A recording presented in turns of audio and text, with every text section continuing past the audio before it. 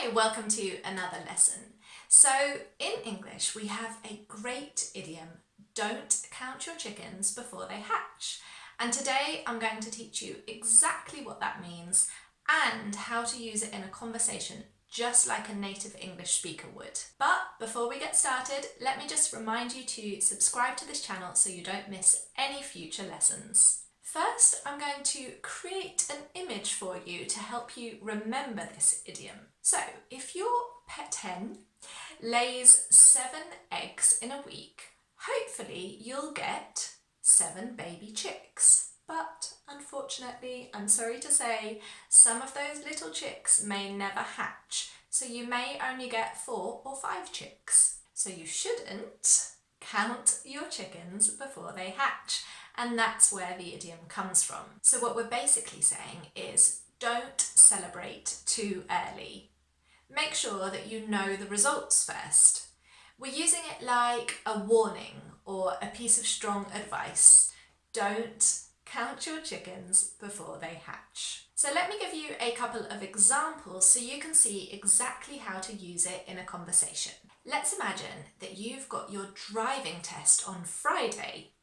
And you say to your friend, oh, I've got my driving test on Friday and on Saturday I'm going to drive up to Birmingham to visit some friends. And your friend says to you, well, I've actually heard that your driving examiner is really strict, so don't count your chickens before they hatch. Or she might say, to shorten it, don't count your chickens yet. So what she's essentially saying is don't make plans to drive to Birmingham yet. Wait and see the results of your driving test. Don't count your chickens yet. Another example. At the moment, we are just coming out of lockdown after COVID-19.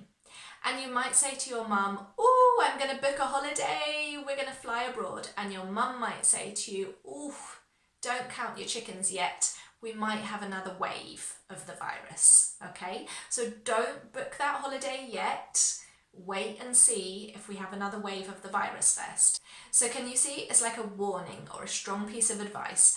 Don't celebrate yet, don't make those plans yet, wait until you know the results. I hope that makes sense. I would love to know if you have a translation in your language. If there is, please leave it in the comments for me below because I love hearing translations in other languages. And I hope that the next time that you want to give somebody a warning or a strong piece of advice not to celebrate yet or to wait until they hear the results, that you're going to use that idiom. See you in the next lesson.